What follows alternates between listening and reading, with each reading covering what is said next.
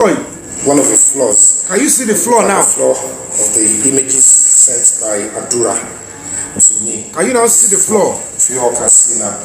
So I think majority of the people, they only saw this. You only see this in the video. We're going up.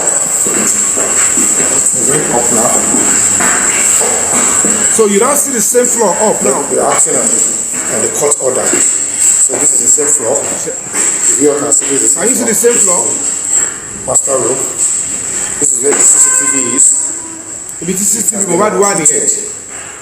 The technician said it has been uprooted. So the compartment has been uprooted. So this is the floor. It is the same floor, yes. Corroborates that the video that Adura sent. So can you see the same floor now of a 30 seconds video? Go and check the 30 seconds video and look at the floor. So first and foremost, it's not a video from any 3 years. What's you hearing? It's not a video from any 3 years. And I did not enter into this house on my own volition. I was with the police from top level, and there was a court order, which of course you all know. That is because I can't be coming to social media to tell us.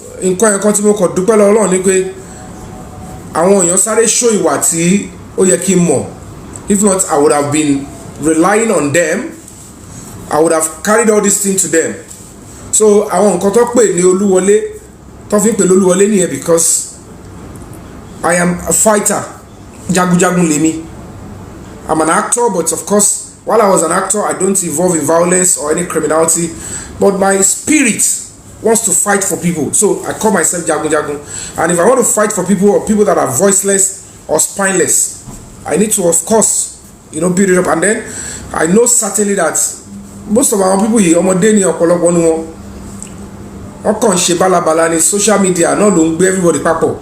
I know where I am going. I know what I want to achieve. Not because, it's not because I was targeting. As at that time, I don't even know. It's just that I can't show you. Number one, I can't show the paperwork because it's police paperwork, the court order and all of that. The court order came, it's going to be from police writing, going to court. You know the role I would have played because it's my foundation. It's Break the Silence Foundation. So, and at the end of the day, before we to die, to give judgments, okay, go into Mohbad's house. This is meant to be the order to so that the house can be cordoned or there will be an opportunity to search into it. But the police are doing the work. We will criticize them, but the system always gives room that if you don't get what you want from this cadre of police, you can always report to the higher authority. It doesn't mean you are going to start insulting or bashing the police together. What you will do is speak about what these ones are not doing right and rely on the intervention of the higher authority in the same force, and they will respond. And if it is when they don't respond, by the time everything is done, that we know certainly that the killer of Mohbad is now caught like this, they will go to court because see choice. We were making them understand that I can't turn back.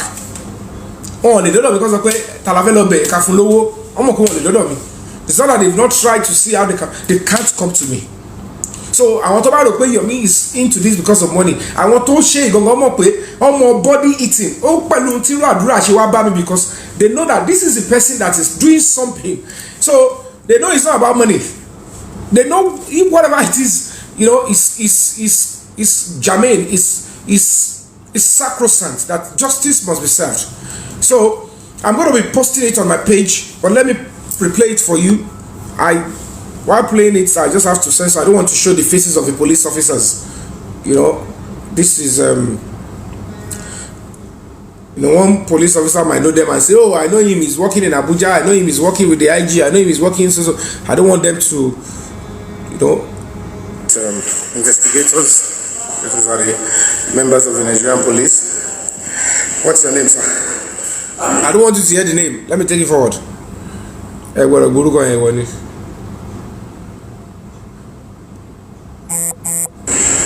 This is Mohbad's house. Check it out. This is see the video. Can you see now clearly? This is the kitchen.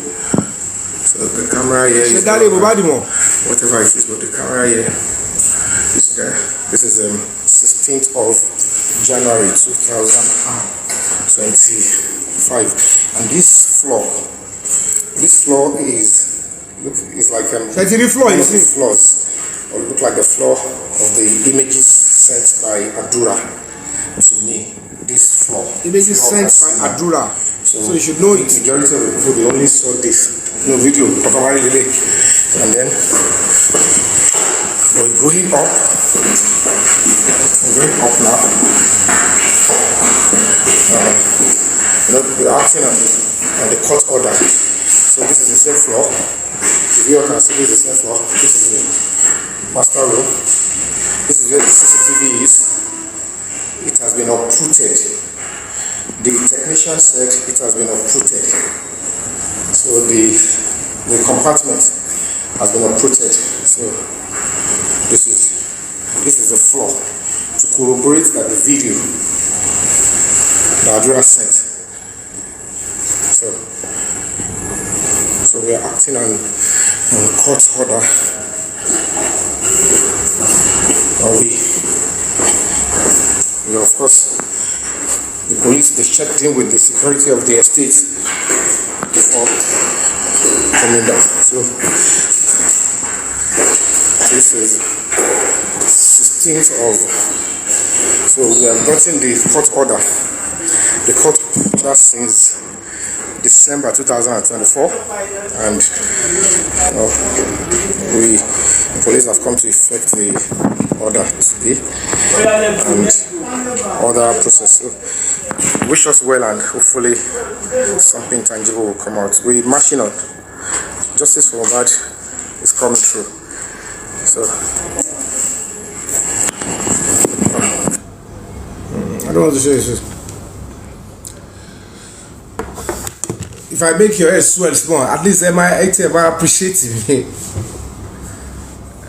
Oh, Damola remove the CCTV around you, but they will bring everything, they will return it back. Emma will run see.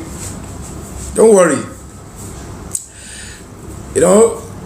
It's quite funny. You can see since 3 days ago, look at what we've been doing. Look at the setup, to speak our mind and let the world know, when they were doing all they were doing yesterday, said, okay, no problem. We're able to pull through. And of course we are today. The only thing I would say is that the next step, I kept saying, the next step, I won't be saying it directly, but we want to take another big step. We'll also, if you feel you want to support the movement on this next step, feel free to support Break the Silence Foundation. I can't do it alone. You can see now that there was nowhere I came out to ask you to support us with going to court to get the court order to at least see firsthand the crime scene. We want to see the place gongo, if there is any clue left and any other things. And trust me, I don't want to go further details. I can't tell you any other thing. You know what I'm saying? I won't be saying all of that, but at least this is my first time. This is my first time entering into Mohbad's house, because that is the closure and clue that we need. There is no other place we need to first go. It's that place, and I won't be telling you what other things that are that are there that is going to be helping us to get it. But now, for now again, apart from Adura saying yes, the video existed and it's on the phone to Damola, he said it at the conference yesterday. You all heard it from him, but this time around, it's now obvious. Some people were saying, they said they are fighting for justice for Mohbad, but they are condemning the video and saying this does not look like Mohbad's house. They abused me. If you have abused me, I'm not holding it against you. If you have changed, we are good. But if you have not changed, you just have to get this video as your response. Like, I've not done anything wrong. I didn't manufacture that video. I didn't manufacture the message Adura sent to me. You know, the other lady, Buki JC, what's her name? She's saying all sort of nonsense and blah blah blah. Of course, you know, part of the court order, which she's saying jargons, that CCTV that we have a court order to look into Mohbad's CCTV, and we were in the house, and everything. I don't want to tell you further than that. So when you see Sebara or Alare Biru and Buki JC, don't fail no condemn Bubunko. I don't know what the problem is. They are such a terrible criminals that if you allow them come close to you or you listen to them, they will destroy your IQ. They will make you redundant with their infected envy and delusion. We are not on the same page, but by trusting some people, and they mess it up. All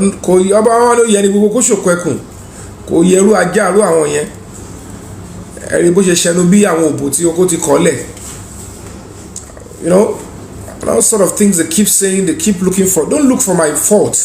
Don't look for my mistake. I'm never a perfect human being. Look at my intention and my sacrifices. You understand? A human sacrifice, you know that picking holes in what the person do when you leave the bigger picture is witchcraft. They are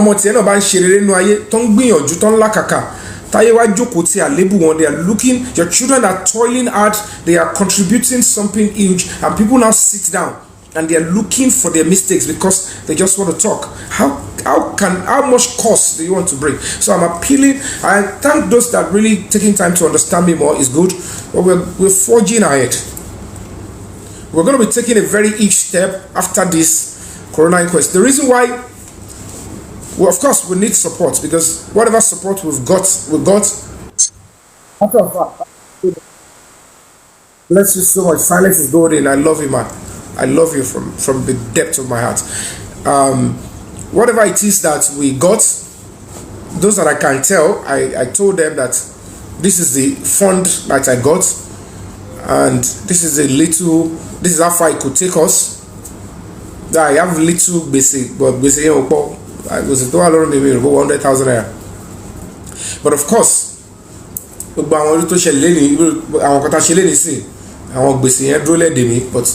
I will sort that by the special grace of God.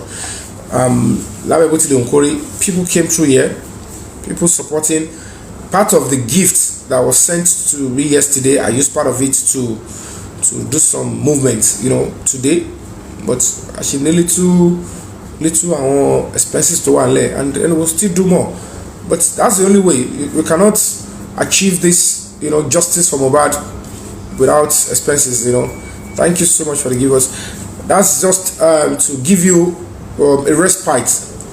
So I don't see anywhere I can type here. I don't know if any of my hosts or my Mama T, you do that. Thank you so much,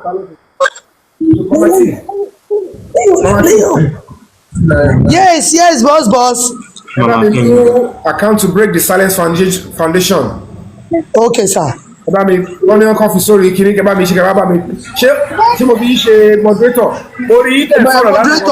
No, I think finish moderator, sir. My team, video BBC.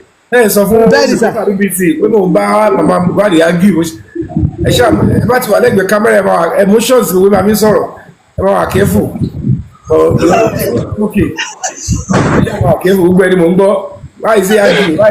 It's un tackle. Let's antagonize me. No, me antagonize. You come on, Bawio. Money make any suru make a man. I'm coming on bed. Bo brini mo ti dá sí la. I say sir. Ọlọ́run ma dá ibu boy.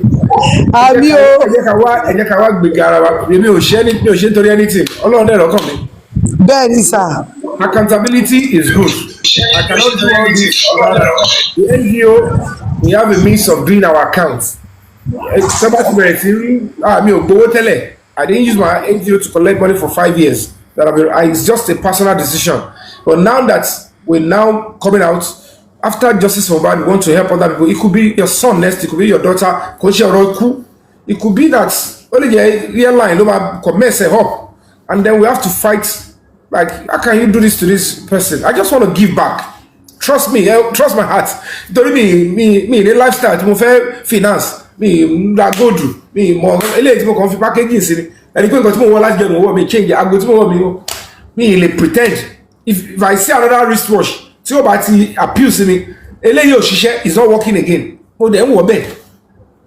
More, but this is your family's lifestyle, this is what he's looking for, understand? That's not me. Go and check me up. Throughout my history in the movie industry, I don't have such dirty reputation, but I think I've been able to weather the storm to an extent. So please continue to stand by me, continue to stand by Break the Silence Foundation. We need to take some key steps. We will be needing, financial support to take those steps. I can't do it alone. And when we do that, you'll see the results. For those that have said, oh, Shebi was working on Kinekon, he was working on that. For you to see me in that house, in that estate, because no police has responded to our conference yet. That and you see, I don't want the police officers to mention their name or wherever they were being sent to do the job, but I was just messaging that they should just giving them signs, leave them. I wasn't expecting them. And me invite me, whatever. So about me pin account to foundation. They're asking for it. All right, sir. I'll do that. As I check WhatsApp, I'll do that right away. Tell her we'll comment. We'll keep in. I carry now. Oh, debut. Okay. Yeah, pin it below. Okay, only no. No, because if we don't act fast with Adura, we'd have to act quickly fast. And if I want to act fast, it's by getting right. I can't see. I don't know what I'm not seeing. I don't know if others can see it. But if you go to my page, it's pinned to my page. So you see. But another comment, Yes, I can see it, boy. I can see it.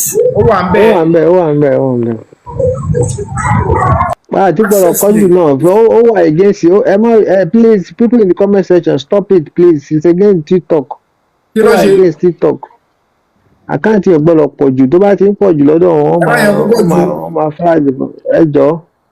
against their law. We just have to act fast quickly so that they will do the right thing. Our criminals cannot be messing around on social media and be telling us how. Access Bank is there. It has been written there, sir. Access Bank. So, gbogbo ìtàwọn kan ṣe tó ń dẹmọ kiri tó ń ṣe àwọn blọọgì ṣe yàmàyàmà yẹn àwọn sàáwù wọn ni ká máa ṣe gbogbo yẹn sí ojú òjò dùn wá. Is the public. Every Access Bank, Mr. Ludi. You understand? Hello, the way everybody. I'm fighting for Mohbad is the way I will fight for any other person's child. Me or anybody, you know? Me or anybody. Hello, Mr. Yomi. Deputy. Are we not able to sue people who are perverting the cause of justice? Are we not able to sue the people who are perverting the cause of justice in this movement? We will never sue. Madam Juru, distinguish. Yeah. Like I said to you, one of the persons that I identified that is trying to obstruct justice for Mohbad, that I have clear-cut evidence, and I've been to court, the police are aware, and he's going to be picked up any moment from now, wherever he is the family you are and one Sheyi that is sent to go and commit serious crime. And I wasn't mincing word because I don't know, I can't even fathom how they think I'm on their level. I'm putting my life on the line, fighting for somebody, and then you are. There are other people on ground in Nigeria as well. Please let us sue. You will see. The point is this: I know when a particular case has a statute of limitation. I know those that can be statute bar. If there is any crime anybody commits against me, Timmy, take action. Is because I know that it will not be statute bar if you don't report on time. I know some cases that you have to report quickly. If it's more than 6 months, if you don't report, it's not going to be working again. So there are some that even if I don't look into their direction in the next 2 months, it doesn't mean I'm still not coming for them. I don't condone criminality or unnecessary, but if I give my energy or the resources that people are donating to me to be fighting shenanigans, distractions, when the key battle is there, it's going to be a waste of time. Do you understand? So at the end of the day, I understand, but at this point, I think we need to talk. We need to be having conversations with the lawyer to see how we can. Our lawyers, you can see that lawyers came. I am saying, and I'm not going to be lying. Normally, if the donation that was given to me was enough, I meant to give them honorarium. We have about 4 lawyers there yesterday. I haven't given them anything. And these lawyers, if I want them to now work for us on this case, they will be charging me because they will bring up their contract and say, this one now, it goes with terms and conditions, sir. We're supporting you where we can, but this is a job. Okay, this is my suggestion. Let us have a discussion out of this circuit, where we will then formulate a plan to ensure that we now start bringing people to book. Do you understand? When we start bringing people to book, the path will be clearer. No, if you see what I mean. Maranjuru, I understand you perfectly. The only reason why I'm not trying to give some of them attention now is because they are doing that to distract and keep me busy with irrelevance, so that I won't focus on the bigger picture. On a good day, if I can say I want to do this for the sake of humanity, why would I be allowing those ones obstructing me? Who are they? You understand? Social media don't seem that big pen. They have wanted me. If I mean, can you come out and cause something about it? But yeah, you to man like that. We have a part on you. And you look and level to be back. But you have around Mama for all audience. Mr. Yomi, sometimes it is wise to kill an ant with a sledgehammer, so that ant realizes that they are not relevant.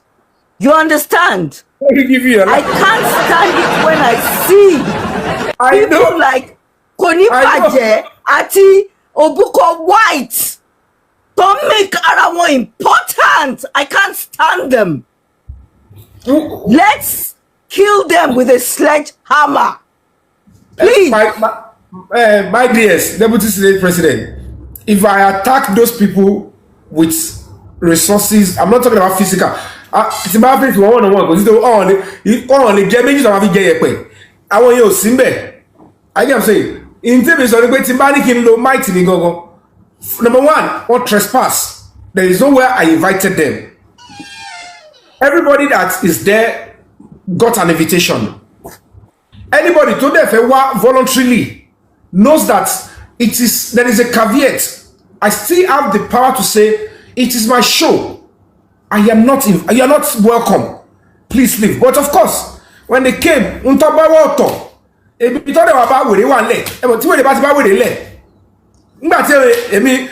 gbogbo nǹkan sọ yìí ẹ̀rọ pé nítorí ìlú ìkọ́ tí ní bó ṣe rí ni ó yẹ yín ó ní ìbẹ̀rẹ̀ àìfínipé ní àìfihàn pèèyàn òun náà ló ṣì ń mú ará oko tó ń sọ́ bá ń tẹ́wọ̀ lù pé kóun ṣáà kéèyàn mú bàtẹ kó dẹ̀ sọ̀wọ́ lùlù àìfini pé náà ni pé jẹ́ ń dàgbádá white kí n lọ síbo kò tí yẹ yín tí bá fẹ́ ṣe pé normally pé ìgbẹ́ ò lè gun o mo fẹ́ jẹ́ kọ́mọ̀ pé mi ni mò ń ṣe nǹkan bẹ̀ yẹn wọn ò ní débi ẹnu géètì yẹn but it's to let them know that when you trespass you accumulate criminality. I can ask Adura to walk out. You're not invited here. When you guys were doing your press conference, did I invade? Did you invite me? Didn't you talk about me? Did you give me a chance to come and I am so glad you accommodated Adura. I'm so glad you accommodated. I'm so glad you accommodated all of them actually. Yeah, and they have. I didn't gag them. I allowed them to express themselves. You understand? Please, can I come? Go ahead, madam. Okay, Mariam Jiru, well said, honestly, well said. You spoke my mind, lady. You actually spoke my mind, my sister. But I also want to say, let's support Mr. Yomi to catch the big fish. He mentioned two people's name. The people he coded as a real anti-justice. Those people he has identified as those truncating the wheel of justice. He mentioned Muyiwa and Wansheyi. So I want to clarify to those who are in doubt who that Muyiwa is. But before I proceed, Mr. Yomi, are you referring to the Muyiwa that has the power of attorney to Baba Mohbad? Muyiwa Ayodele. As a matter of fact, as we speak now, the police will pick him up anywhere they find him in Nigeria. He needs to answer. I've been to court already. Let me proceed from there. Hey, I say I do fair my blessing. Thank you.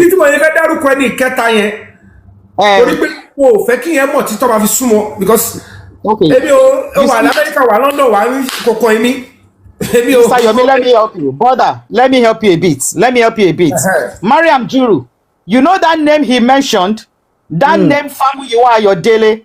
And for those who do not know the role that person seems to play in justice for Mohbad, make I clear una.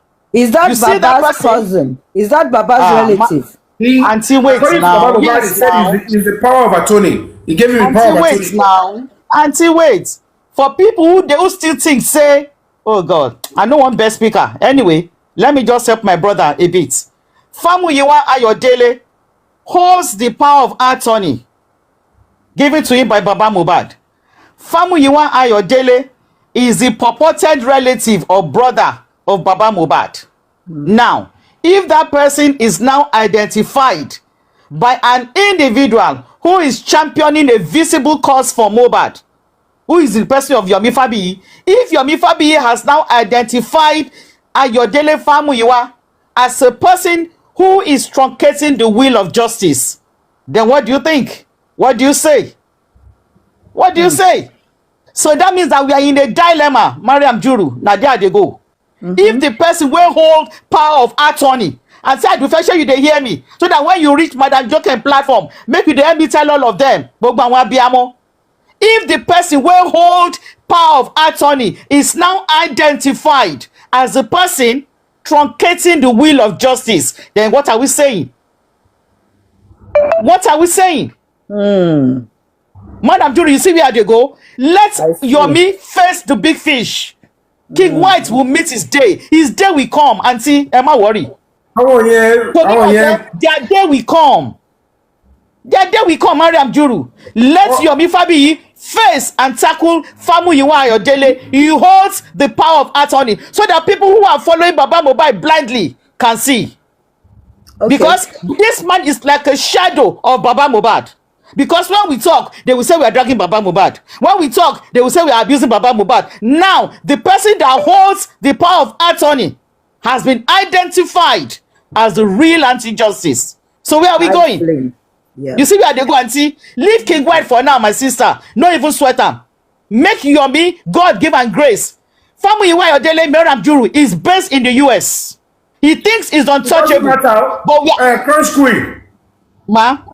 It doesn't matter where he lives, though. Oh no, no, I just want clear my sister to know his location. He's not based in Nigeria, you know. So because he's in America, he feels maybe he's invincible and he cannot be caught. I don't want to. Another thing, Mariam Juru, my sister, another thing. This man holds the power of attorney, Yomi. He has never stepped his foot in Nigeria for one day to pursue the justice to which he is holding the power of attorney. Does it make sense?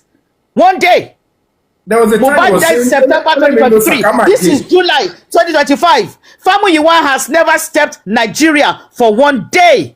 One day. Let people come see the cops. If you know one terrible crime, only terrible crime àti evil continue. Òun àti Bukky Jesse yẹn tí wọ́n ṣe. Ọlọ́run bá ṣàkóso lẹ́ni o. If I tell you what she did to obstruct justice for Mohbad, wọ́n tó wà UK gan máa lọ ka mọ́lé ni. But day of reckoning is coming. They are going to pay. For Famuyiwa Ayodele to be identified as the person truncating justice. All of you supporting Papa Mohbad blindly. All of you supporting my question. These are the people working close with Papa Mohbad. Hello? Ma? My darling Crunchy Queen. Who is Muyiwa Ayodele working for? To be honest, that is $1 million question, my sister. In fact, the bigger question is who brought in Famuyiwa Ayodele? Because what we got to know is that he is not even related to Baba Mohbad, Yomi. This case, we got to note of that recently. Mariam Juru, they are not related in any way. This case is so deep. It's very deep, my sister. You dey talk. No, it's quite shallow. And that is just the way it's going to be. For anybody who wants to be fighting for justice, just learn from the little mistakes I make by trusting people and then jumping, thinking, oh, people know you. Don't think people know you. They can pretend they don't know you and then destroy your name. Little thing, they will ambush you with it. And then if you start, all you just need to do is mess up yourself and start defending yourself. You go down to their level. But of course, Motiso, like I told you guys, Emi Ofibo, when they invited me to the Lagos State Police Command that I should come and hear what the investigation they've done based on impersonation, blah, blah, blah. That was at the point I told Baba Mohbad that, sir, I choose not to call you on the phone because no, I thought I'm of the opinion that your phone is being compromised. But I need to tell you something. Absolutely, I agree with that. This because is his what phone has been compromised. It's going on around you. And tó funny jù ni pé lady tí wọ́n lò recently tó wà ní estate Mohbad tí ó bẹ̀rẹ̀ sí ń lọ sí ọ̀dọ̀ àwọn blọ́ọ̀gì àbí platform àwọn lady àwọn ẹlẹ́wọ̀n kan tó ní èmi kò ṣe pọ́n ní threatening òun estate yẹn lòún gbé òun fi kí ní kan ṣe B&B Yomi on CCTV. Everybody saw her when she came to talk about the CCTV in Mohbad's estate and how she's going to help with the CCTV in Mohbad's house. You understand? And I trusted her. I don't know her from anywhere. She did everything she can. I was cooperating with her. Like, oh, you want to do this? Mr. Yomi, who is hijacking all these people when we get near to something that is going to take us to? Who is hijacking them? The reason why they hijacked that lady told her change ni ara fi ta mi pé ẹ wá dúró owó tí mo ná. The lady's life was threatened. There was threat to her life, invasion of her privacy, conduct likely. Charges yẹn pọ̀. Mo wá lọ sí court. I brought mo san fún lawyer. The lawyer engaged this lady. Ó give account tó ṣẹlẹ̀. Lawyer tí ní lọ́wọ́, wọ́n ti kọ gbogbo court whatever. They were going to go to court on civil suit. The charges are there against Famuyiwa and the assassin tí wọ́n rán lọ sí estate Mohbad. And then I informed the police and the police worked on it. They went to court and they were going to be arresting him. Do you understand? Okay, let me see what is going on. if you are, I see that they are obstructing justice for Mohbad, I need to clear them off. If you shall, Senator, my senator, who holds the key to a lot of things. My senator, 1 minute, please. 1 minute. You see, when we said 1 minute, please. When we said we're not going to discuss about something, let us just drop it there and not go further. Then we can take it up where we're supposed to take it up, because a lot of people are on this platform and they will try to walk ahead of you. So let's just drop that and go to another thing. Thank you. Again. But the only thing that you people should know is that we're going to work on it. And from the feelers, what has gone in the intelligence community, including the security system of this country, Adura, and that is the truth. That's the only thing I will tell you. They are not aware and not observing. But somebody must, play a role to say, okay, we are going to be, but we are ready to take some steps. Even Break the Silence Foundation and myself, we're still going to be looking and say, you know what? The money you ask, even in the stuff, there is a way about it and say, you ask because you want me to believe that, the negotiation is real. That's why you put the money stuff. And it can still, any charges around that one can be dropped. You told that Junipe, when the country is ready, they will say, play your part, finish up this, and 1 year, 1 more, then cannot mount to Kolo so majalon ni Adura to wine. Era obodorin. Ti ya to be go make attempts mi to wine something about. So is don't ever worry. Let's just come together now. Your mean paroni, your mean slotonio, you can be seen clearly. I don't need to, I just will continue to request for your support. I will make you support press conference. Shall I go argument? Did I do it by myself alone? You're supporting me. Was I dragged? Was there any embarrassment? If you look at what was contributed, me, one or two persons came behind, they asked, could meet up, they came. I don't want to mention their names. Could change it, we will change basis 200,000. But we were able to achieve it. Things went, nice. And that is the way I'll be doing. It doesn't mean that we have law in excess. Next.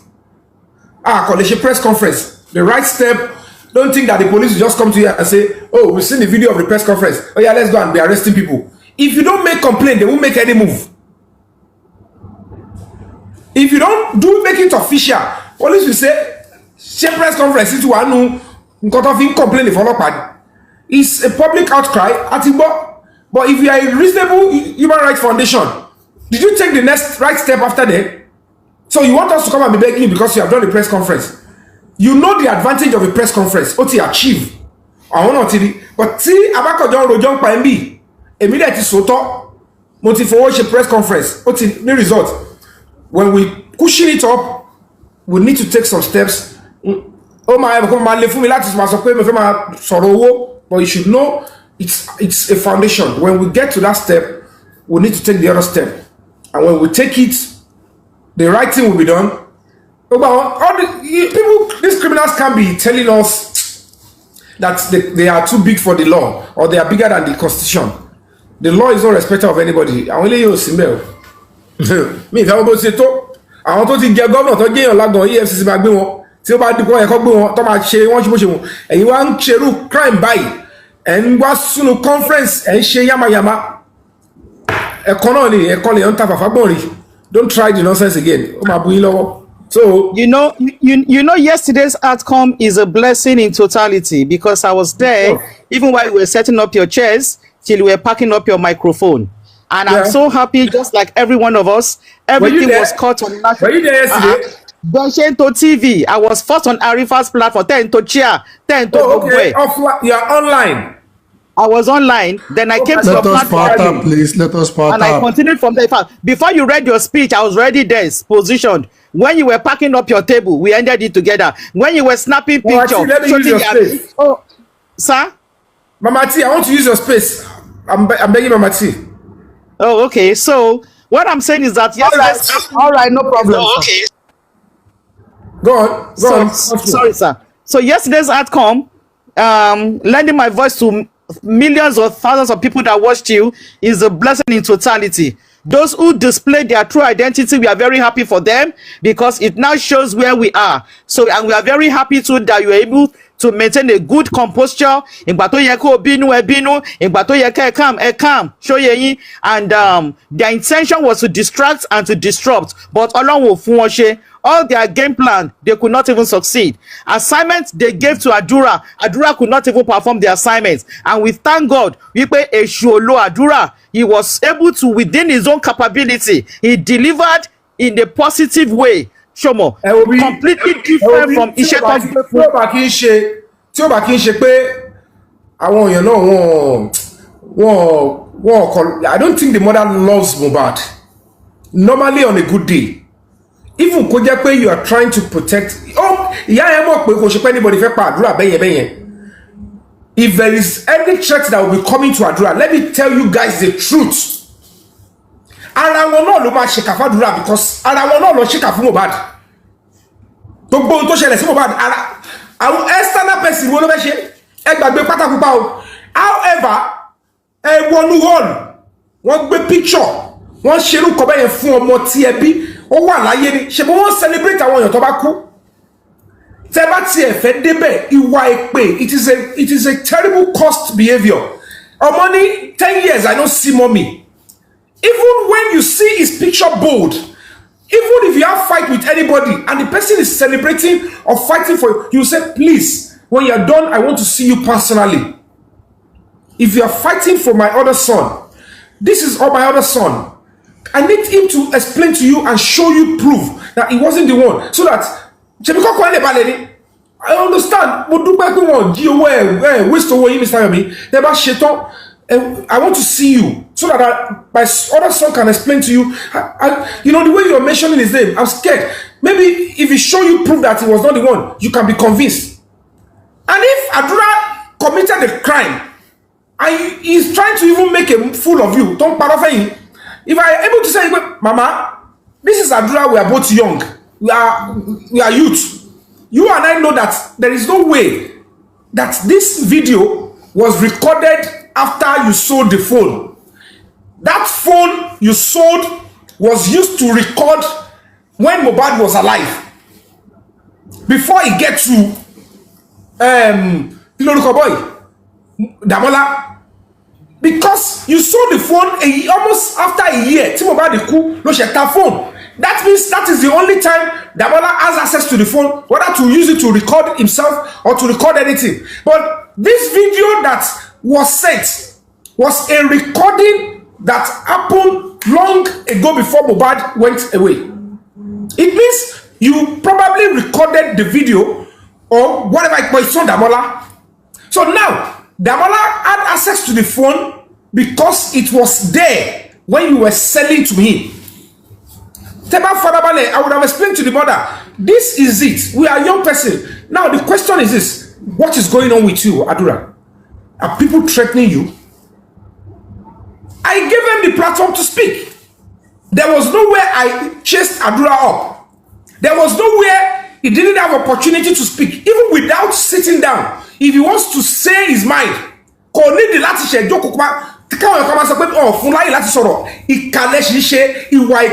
are a witchcraft, thinking that we didn't give you a platform. Nowhere I said Adura walk out. He sat comfortably beside me. There was a time I off my mic. Say, if you want to say I want to speak my truth, they want to kill me. That one,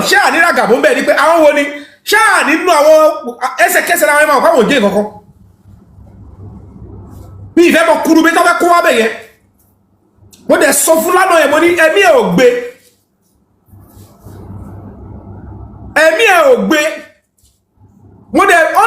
tètè gbọ́ because mo sọ fún ẹ̀mí ẹgbẹ́ ilẹ̀ gbọ́ mo ní máa rò pé torí mo ń sọ òyìnbó ṣé mo jọ British yà mo jọ òyìnbó lójú ẹ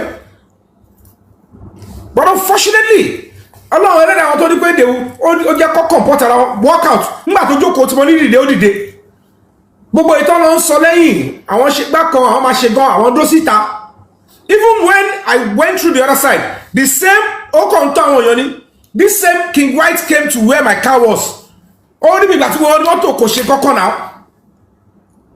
ó ní mọ́tò mi kò ṣe kọ́kọ́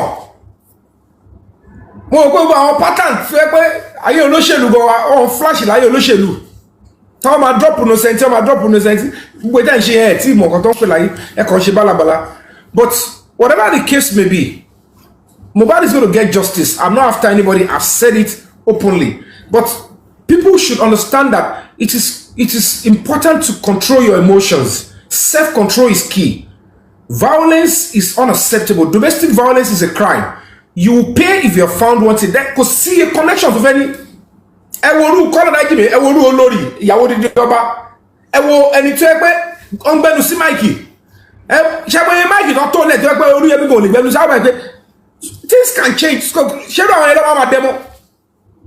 They didn't directly attack children, and they are still paying. Look at what happened to them.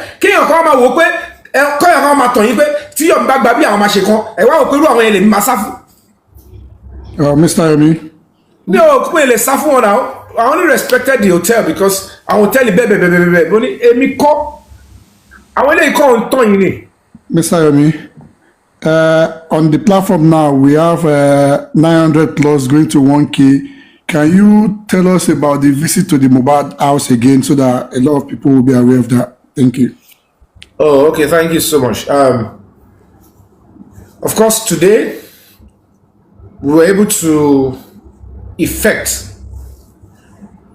one of the court orders because Break the Silence Foundation was able to write to the police last year. You know, while I was in the UK, we were able to write to the police. I won't tell you the command.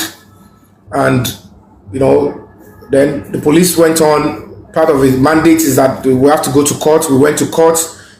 We got the audience of a judge. And then part of it is that investigation needs to go into Mohbad's house. But me, ọlọ́pàá ló ń ṣe investigation. So when police were giving me some heads up, Thomas said, how long? When do we expect? They will give me some things that I will come here out of, you know, say some sanity. But luckily, I got to realize that when they give that kind of order, that the police can now go into Mohbad's house, do their findings, if there is anything they can get, and extra things that I won't be mentioning here. So from all their paperwork, when the court gave the order, they need to return back to the, you know, to that police command. They need to go and, you know, through the legal team and the whole process, the officers that will go and effect the whole stuff. But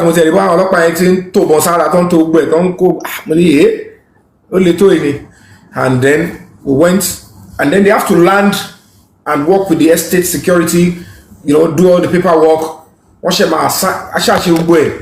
We're able to go into the house, and luckily, to coincide with we got a video from Adura, you know, and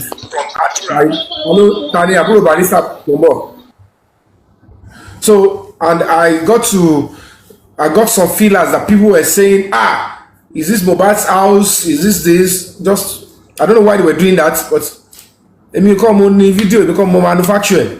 And I'm not doing it to do anything, you know. You mean so? I don't know what they are, why they thought that is what I was doing, but so we're able to see the floor, and the police saw it immediately and said, "This is the floor of the house," of a short video that Mohbad's brother said. Thank God that you police can, you know, can see. But what they told me is that your foundation have not taken any step on that one. You know what to do, and I said, when I have the means, I will take steps. So